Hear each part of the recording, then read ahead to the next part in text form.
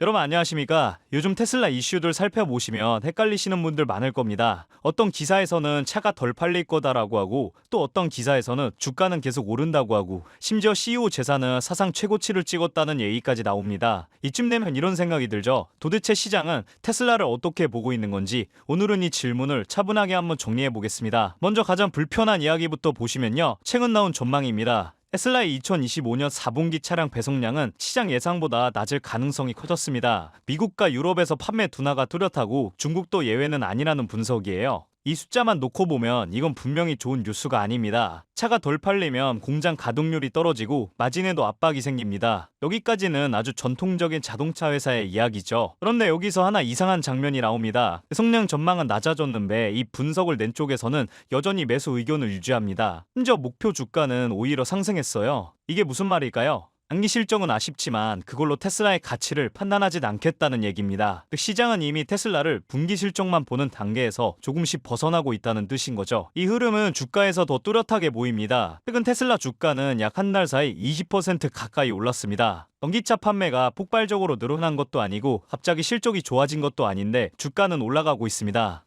이건 아주 명확한 신호예요. 시장이 지금 베팅하고 있는 건 현재 숫자가 아니라 앞으로의 그림이라는 겁니다. 그래서 밸류에이션도 전통적인 자동차 회사 기준으로 보면 솔직히 비싸 보입니다. 하지만 시장은 그 기준 자체를 테슬라에는 그대로 적용하지 않고 있습니다. 이 흐름 속에서 굉장히 상징적인 이슈가 나옵니다. 일론 머스크의 개인 자산이 사상 처음으로 7천억 달러를 넘어섰다는 소식입니다. 이걸 그냥 부자 얘기로 넘기기보다는 이 재산 증가가 연봉이나 보너스 때문이 아니라 테슬라의 장기 가치 목표를 달성했을 때만 가능한 구조라는 걸 알고 있어야 합니다. 법원이 보상 구조를 인정했다는 건 단순히 개인의 부를 인정한 게 아니라 그 장기 비전에 대한 신뢰가 제도적으로 확인됐다는 의미입니다. 이 장면을 투자자 관점에서 보면 이렇게 보입니다. 테슬라는 지금 차를 얼마나 파느냐보다 어떤 미래를 그리고 있느냐로 평가받고 있다. 그렇게 보시면 됩니다. 그래서 배송량 전망이 조금 흔들려도 주가는 무너지지 않고 이후의 보상과 신뢰는 오히려 강화됩니다. 이건 기업의 성격이 바뀌는 전형적인 과정이에요. 그렇다고 이게 그냥 꿈 이야기냐 하면 또 그렇지도 않습니다. 최근 글로벌 전망을 보면 휴머노이드 로봇 시장은 2035년쯤 약 56조 원 규모로 성장할 것으로 예상됩니다. 테슬라는 이미 이 시장에 발을 담그고 있고 자동차에서 쌓은 제조, AI, 소프트웨어 경험을 그대로 확장하려고 합니다. 지금 테슬라는 차만 파는 회사가 아니라 기술 플랫폼으로 몸을 키우는 과정에 있습니다. 지금까지 보면 테슬라의 단기 실적 부담 뉴스가 있었고 주가나 밸류 측면에서 미래 기대가 강하게 반영됐습니다. 그런데 여기서 우리가 빠뜨리면 안 되는 현실적 신호가 하나 나옵니다. 최근 발표된 중국 판매량 데이터를 보면 2025년 중국 전체 고급차 브랜드 판매 순위에서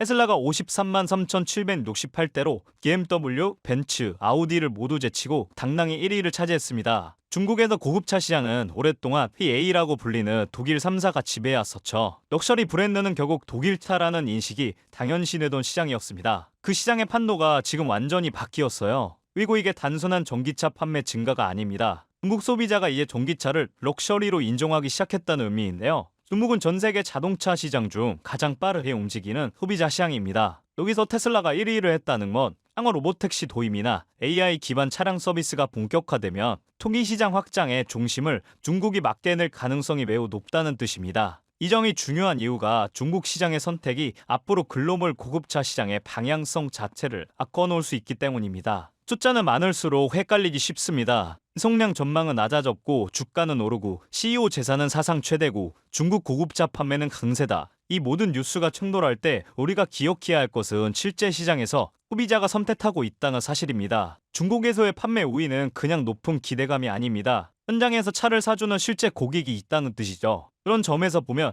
지금 테슬라의 상황은 단순한 실적 부진 논쟁이 아닙니다. 이 회사는 단기 숫자와 장기 기대 사이로 오가며 현실 수요와 미래 비전이 동시에 평가되는 구간에 와 있습니다. 그렇다면 여러분들은 지금 주식 시장에서 수익을 내고 계신가요? 우리는 어떻게 해야 이런 불확실한 시장 속에서도 안정적으로 큰 수익을 얻어갈 수 있을까요? 눈에 띄는 대장주 M7 같은 종목들은 이미 너무 많이 상승한 뒤이기 때문에 앞으로는 진짜 큰 돈을 벌기 쉽지 않습니다. 진짜 기회는 그 대장주들 뒤에서 움직이는 수혜 종목에서 발생하는데요. 이런 종목들은 시가총액이 작기 때문에 비교적 소액으로도 접근이 가능하고 리스크 관리 또한 용이하죠. 즉 적은 자금으로도 큰 수익을 노릴 수 있는 구조입니다. 그런데 지금 시장을 움직이는 가장 큰 힘은 단순히 금리나 유동성이 아닙니다. 바로 미중 무역 전쟁의 임합, 전략 자원 전쟁이 시작됐기 때문이에요. 중국이 반도체에 이어 히토류 수출을 통제하기 시작했고 미국은 이에 맞서 자국 내 히토류 생산 라인을 재건에 나섰습니다. 단순히 정치적 갈등을 넘어서 AI, 전기차, 방위산업까지 직결된 친냉전형 공급망 전쟁입니다. 가장 대표적으로 눈에 띄었던 건 바로 히토류 전쟁의 중심에 선 MP 머티리얼스 티커였습니다. 미국 국방부와의 공급 계약이 발표되자 3개월 만에 주가가 6배 이상 폭등했고 거래량은 평소에 10배 이상 터졌어요. 1,000만 원만 넣었어도 6천만 원. 이게 바로 시장이 움직이는 타이밍입니다. 이런 종목들을 한번 불이 붙으면 정말 불도저처럼 밀어 올립니다.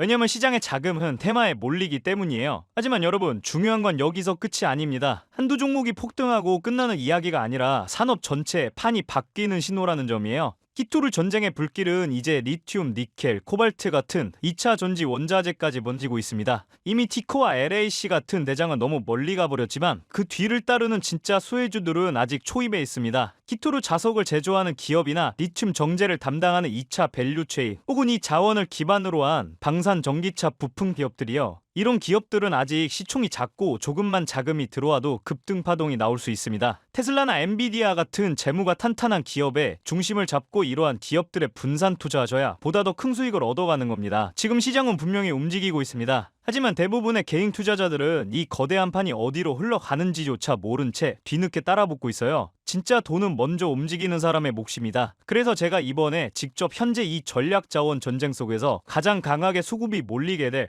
핵심 쇠 섹터와 종목 리스트를 정리해뒀습니다. 실제로 기관 자금이 들어오는 타이밍과 정부 정책 방향, 글로벌 공급망 재편 흐름까지 데이터 기반으로 정리된 PDF 자료예요. 이러한 정보도 소중한 제 구독자분들과 끝까지 영상 시청해주신 분들께만 오픈해드리도록 하겠습니다. 참여 방법은 간단합니다. 영상 아래 더보기란을 클릭하시면 파란색 링크가 하나 보이실 겁니다. 간단한 설문조사 진행해주시고 전송 버튼까지 눌러주시면 확인 후에 순차적으로 자료를 전달드리겠습니다. 절대로 금전 요구나 무조건적인 투자 권유 또한 하지 않습니다. 여러분이 시장에서 안정적으로 수익을 만들어 가시길 바라는 마음으로 준비한 자료들이에요. 꼭 가볍게 참고하시고 시장의 흐름을 직접 관망하셔도 좋습니다. 시장은 언제나 먼저 보는 사람, 먼저 움직이는 사람이 이깁니다. 지금 우리가 보고 있는 건 단순한 주가 상승이 아니라 글로벌 머니의 방향 전환이에요. 이 기회를 놓치면 다음 사이클이 올 때까지 또 몇 년을 기다려야 할지도 모릅니다. 영상이 도움되셨다면 좋아요와 구독 버튼 눌러주시고 저는 다음 영상에서 뵙도록 하겠습니다.